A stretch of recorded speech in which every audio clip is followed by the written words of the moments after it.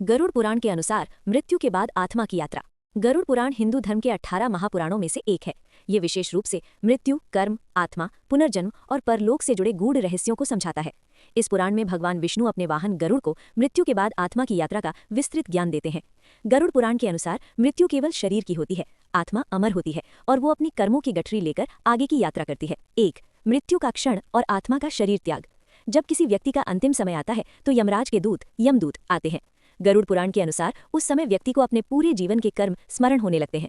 यदि व्यक्ति ने अच्छे कर्म किए हों, धर्म का पालन किया हो, दान पुण्य किया हो और ईश्वर का स्मरण किया हो तो उसके लिए मृत्यु का क्षण अपेक्षाकृत शांत होता है।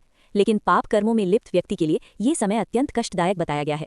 मृत्यु के समय आत्मा शरीर से अलग हो जाती है, लेकिन उसकी इच्छाएं, वासनाएं और कर्म उसके साथ बने रहते हैं। 2. प्रेत योनि की अवस्था पहले 13 दिन तक। गरुड़ पुराण के अनुसार मृत्यु के बाद आत्मा तुरंत नया शरीर नहीं पाती, वो प्रेत योनि में प्रवेश करती है। ये अवस्था लगभग 13 दिनों तक रहती है। इस दौरान आत्मा सूक्ष्म शरीर में होती है, न पूरी तरह जीवित न पूरी तरह मृत। इसी कारण हिंदू धर्म में 13वीं पिंडदान, तर्पण और श्राद्ध किए जाते हैं ताकि आत्मा को शांति मिले और आगे की यात्रा में सहायता मिले। यदि ये कर्म सही विधि से किए जाएं तो आत्मा को मार्ग में भोजन, वस्त्र और सहारा मिलता है, ऐसा गरुड़ पुराण में वर्णित है। 3. यमलोक की यात्रा। 13 दिनों के बाद आत्मा को यमलोक की ओर ले जाया जाता है। ये यात्रा अत्यंत कठिन बताई गई है। आत्मा को वैतरणी नदी, कांटों वाले मार्ग, गर्म भूमि और अंधेरे रास्तों से गुजरना पड़ता है। गरुड़ पुराण के अनुसार पुण्य आत्मा के लिए ये मार्ग सरल हो जाता है। पापी आत्मा को हर कदम पर कष्ट झेलना पड़ता है। ये कष्ट किसी दंड के रूप में नहीं बल्कि अपने ही कर्मों के परिणाम के रूप में मिलता है। 4. कर्मों का लेखा जोखा। यमलोक में चित्रगुप्त आत्मा के समस्त कर्मों का लेखा प्रस्तुत करते हैं। यहाँ न कोई पक्षपात होता है, न रिश्वत, न सिफारिश। जो जैसा करता है वैसा ही फल पाता है।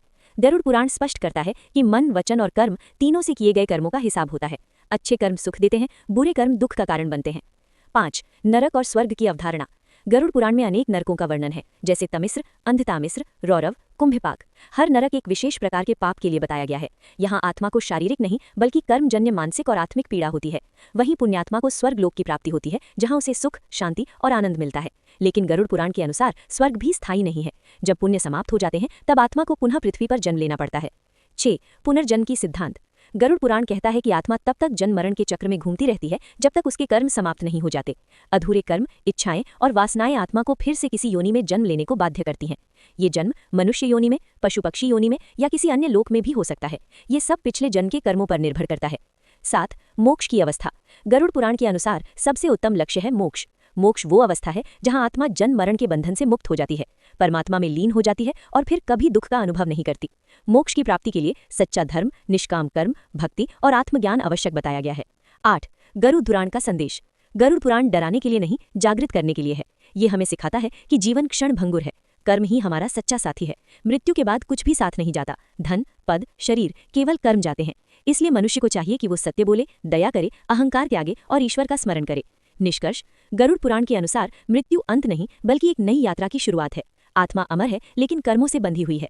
जो व्यक्ति जीवन में अच्छे कर्म करता है उसके लिए मृत्यु भी भयावह नहीं होती। जैसा करोगे वैसा भरोगे, गरुड़ पुराण का यही शाश्वत सत्य है।